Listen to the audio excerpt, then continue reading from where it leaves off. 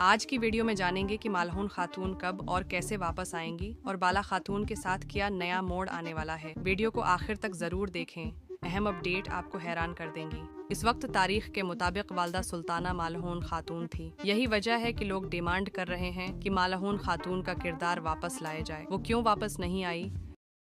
माला खातून का कोई अपडेट अभी तक नहीं मिला, क्योंकि माला खातून 5वें सीज़न में ही ख़त्म हो गई थी।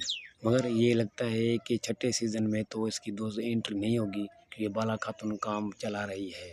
माला खातून का कम से कम 7वें सीज़न पे एंट्री होगी, क्योंकि अब तक अभी अपडेट ऐसे कोई नहीं आया। दोस्त सवाल कर रहे हैं कि कब आएगी, ये तो हमें भी नहीं पता। आएगी तो पहले हम आपको आगे करेंगे।